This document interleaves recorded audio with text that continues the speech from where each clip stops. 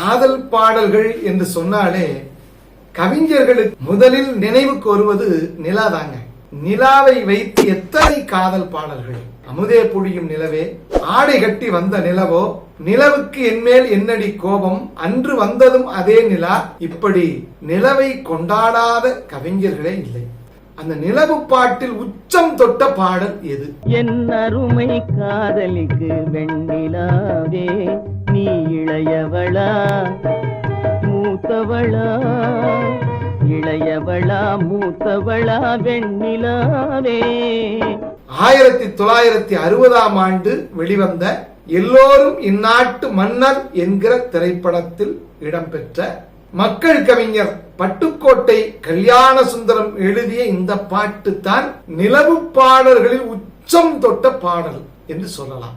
கிட்டத்தட்ட 62 ஆண்டுகள் கடந்த பிறகும் இந்த பாடலை கேட்கும் போது நமக்கு ஒரு இனம் புரியாத மகிழ்ச்சி ஏற்படும். அதுதான் பட்டுக்கோட்டையின் முத்திரை. கவிப்பேரரசு வைரமுத்து அவர்களின் வார்த்தைகளில் சொல்ல வேண்டும் என்று சொன்னால், கலப்பை எழுதிய கவிதை, சும்மா கிடந்த சொற்களை எடுத்து அதில் சுகம் சேர்த்தவன் மக்கள் கவிஞர் பட்டுக்கோட்டை. இந்த படத்துக்கு இசை யார் தெரியுமா? டிஜி லிங்கப்பா. டிஜி லிங்கப்பா எழுதிய மற்ற பாடல்களை சொன்னால் அவருடைய இசையின் அந்த தனித்துவம் தெரியும்.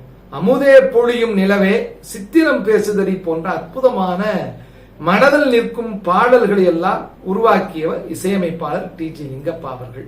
என்னருமை காதலிக்கு வெண்ணிலாவே, நீ இளையவளா மூத்தவளா வெண்ணிலாவே. ஜெமினி கணேசன் நடிச்சிருப்பார் அந்த பாட்டுக்கு. காந்த குரலோன் TM சௌந்தரராஜன் அவர்கள் இந்த இளமையான மென்மையான குரலில் இந்த பாடலை பாடியிருப்பார். இந்த பாடல் அப்படி என்ன வித்தியாசம்னு கேட்டா, எல்லோரும் நிலவை பாடி இருக்கிறார்கள். நிலவை ஒரு பெண்ணாக மாற்றி, நிலவை காதலியாக நினைத்து, வெண்ணிலவே வெண்ணிலவே விண்ணை தாண்டி வருவாய என்றெல்லாம் நிலவை குறித்து பாடல் எழுதி இருக்கிறார்கள். பட்டுக்கோட்டை செய்த மாற்றம் என்ன தெரியுமா? நிலவை பார்த்து கேட்கிறார், என் அருமை காதலிக்கு வெண்ணிலாவே, நீ அக்காவா தங்கையா? காதலியின் தங்கையோடு அல்லது மனைவியின் தங்கையோடு அல்லது அக்காவோடு பேசும்போது ஆண்களுக்கு ஏற்படக்கூடிய அந்த குறும்பு இருக்கிறது, மகிழ்ச்சி இருக்கிறது. நதியை நிலவை மைத்துணியாக்கி, இன்னும் சொல்ல போனால் கொழுந்தியா என்று சொல்வார்கள், கொழுந்தியா என்கிற உறவாக்கி கொண்டு பட்டுக்கோட்டை அந்த நிலவை பார்த்து பாடுகிறார். பொதுவாக பட்டுக்கோட்டையின் பாடல்களில் பொது உடைமை சித்தாந்தங்கள் மிளிரும். பொது உடைமை கவிஞர்களுக்கே உள்ள பிரச்சனை என்னவென்று சொன்னால், அவர் காதல் பாடல்களை எழுதினாலும் சரி, எந்த பாடல்களை எழுதினாலும் அந்த பாடல்களில் அவர்களை அறியாமல் ஒரு அறிவுரை போன்ற ஒரு பிரச்சார நெடி வருவது தவிர்க்க முடியாததுங்க. ஆனால் பட்டுக்கோட்டை கல்யாண சுந்தரத்தின் இந்த பாடல் முற்றிலும் காதல் ரசம் சொட்டக்கூடிய, கண்ணியமான காதலை வெளிப்படுத்தக்கூடிய, கற்பனையின் உச்சத்தில் இருக்கக்கூடிய பாட்டு இந்த பாட்டு. கவிப்பேரரசு வைரமுத்து தான் சொல்வார், நிலவு என்பது ஒரு பாலைவனம் போன்ற தண்ணீர் இல்லாத, எதுவும் விளையாத ஒரு பள்ளமும் படுகுழியுமாக இருக்கக்கூடிய பகுதி என்பதை விஞ்ஞானம் பிரகடனப்படுத்தி விட்டது. ஆனால் கவிஞர்களுக்கு நிலவின் மேல் உள்ள அந்த மோகம் குறையவே இல்லைங்க. கோட்டை என்ன சொல்கிறார்? என்னருமை காதலிக்கு வெண்ணிலாவே, நீ இளையவளா? என் காதலிக்கு தங்கையா? மூத்தவளா வெண்ணிலாவே. எப்போதும் தூது இலக்கியத்தில் எதை தூதாக விடுக்கிறோமோ அந்த தூது பொருளை பாராட்டி பேசுவது தூது இலக்கியத்தினுடைய மரபு. நிலவை தூதாக்குகிறார் பட்டுக்கோட்டை. நீ என் காதலிக்கு தங்கையா அக்காவா என்று உறவு கொண்டாடுகிறார். பக்கத்திலே இருக்கக்கூடிய நட்சத்திர கூட்டங்களை பார்க்கிறார். கண்விழிக்கும் தாரகைகள் வெண்ணிலாவே, உன்னை காவல் காக்கும் தோழியரோ வெண்ணிலாவே. காதலியை அடைய முடியாமல் தோழிகள் காவல் காப்பார்கள் அல்லவா?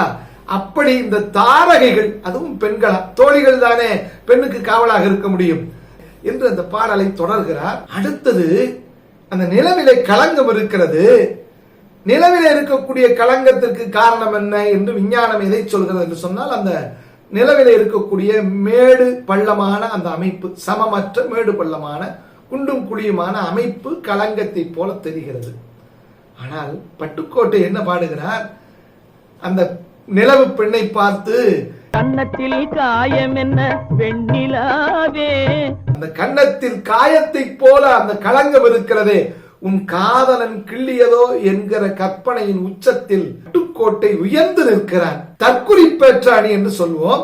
இந்த 2000 ஆண்டுகளில் தொடர்ந்து வரக்கூடிய அந்த தமிழின் மரபை, இலக்கிய செறிவை, அந்த அணிச்சிறப்பை திரைப்படப்பாளர்களில் இறக்கி வைத்திருக்கிறார் படிக்காத பட்டுக்கோட்டை.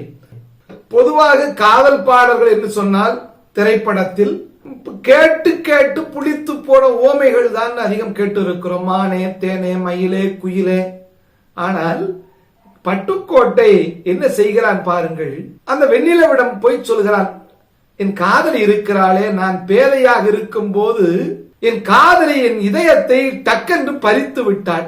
அதை அவளிடமிருந்து நீயும் எனக்கு பறித்து கொடு, அவள்கிட்ட போய் என் இதயத்தை கொடுத்து விடு என்று கெஞ்சிக் கொண்டு நிற்காது. கெஞ்சினால் தரமாட்டாள் வெண்ணிலாவே, நீ கேட்காமல் பறித்து விடு வெண்ணிலாவே. கெஞ்சினால் தரமாட்டாள், கேட்காமல் என் இதயத்தை அவளிடமிருந்து பறித்து கொண்டு வந்து என்னிடம் கொடுத்து விட்டு, இதற்காக நீ அச்சப்பட வேண்டாம். என்ன கற்பனை பாருங்கள். அஞ்ச வேண்டாம். ஏன் தெரியுமா? அப்படித்தானே பார்த்த பார்வையிலே என் இதயத்தை அவள் பறித்து போனாள் என்கிற கற்பனை இருக்கிறதே. பட்டுக்கோட்டையுடைய காதல் உணர்வை அற்புதமாக காட்டக்கூடிய வரிகள். இந்த வரிகளை பாருங்க. கள்ளமில்லா என் இதயம் வெண்ணிலாவே, ஒரு கள்ளியிடம் இருக்குதடி வெண்ணிலாவே, அந்த வல்லிதனை நீ அறிவாய் வெண்ணிலாவே, அதை வாங்கி வந்து தந்து விடு வெண்ணிலாவே. அண்டிட தேவையில்லை வெண்ணிலாவே, இது அவள் தந்த பாடமடி வெண்ணிலாவே. என்ன கற்பனை பாருங்கள். பட்டுக்கோட்டைக்கு தெரியாமலே அவருடைய அந்த பொது உடைமை சித்தாந்தம் இந்த பாடலின் வரிகளில் படிந்திருப்பதை காணலாம். இருப்பவர்கள் தருவதில்லை, இல்லாதவர்கள் விடுவதில்லை. அந்த இருப்பவர்களிடமிருந்து அந்த செல்வத்தை கேட்டால் தரமாட்டார்கள், பறித்துத்தான் கொடுக்க வேண்டும் என்கிற அந்த சித்தாந்தத்தை காதலிலும் புகுத்திய பட்டுக்கோட்டையை எப்படி புகழ்வது? புளித்து போன ஓவைகளை விட்டுவிட்டு நிலவை தன் காதலியின் சகோதரியாக்கி அந்த காதலியிடம் தூது செல்வதற்காக நிலவையே அனுப்பிய பட்டுக்கோட்டையின் இந்த நிலாப்பாட்டு நிலவு பாடல்களில் உச்சம் தொட்ட பாட்டு.